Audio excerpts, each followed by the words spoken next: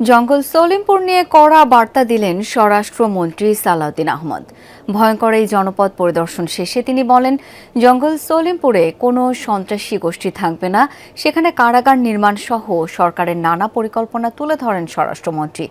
জানান অপরাধ দমনে কঠোর অবস্থানের কথা।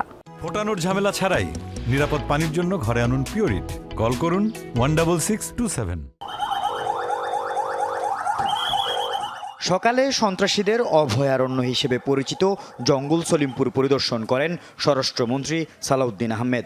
এ সময় ভূমি প্রতিমন্ত্রী, সিটি মেয়র, পুলিশের আইজি, বিভাগীয় কমিশনার, জেলা প্রশাসক ও আইন শৃঙ্খলা রক্ষাকারী বাহিনীর শীর্ষ কর্মকর্তারাও সাথে ছিলেন।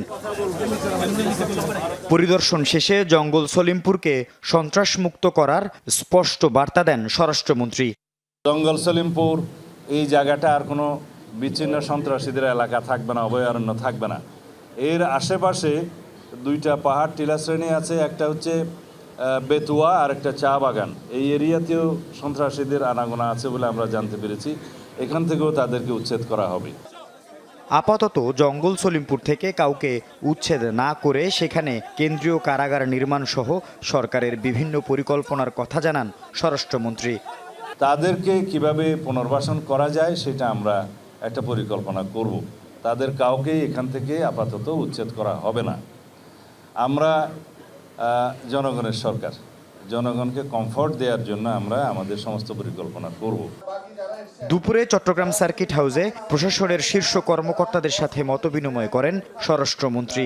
জঙ্গল সলিমপুরের পাশাপাশি সন্ত্রাসের জনপদ হিসেবে পরিচিত রাউজান, রাঙ্গুনিয়া ও ফটিকছড়িতে সাঁড়াশি অভিযানের ঘোষণা দেন।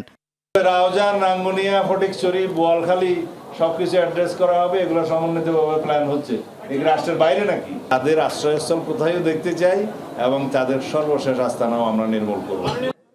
স্বরাষ্ট্রমন্ত্রীর আগমন ঘিরে জঙ্গল সলিমপুরে ছিল নিশ্ছিদ্র নিরাপত্তা। আকাশে ওড়ানো হয় ড্রোন, ছিল বিজিবির ডগ স্কোয়াড এবং পাহাড়ের চূড়া থেকে পুলিশের বিশেষ নজরদারি। আল আমিন শিকদার, যমুনা নিউজ, চট্টগ্রাম।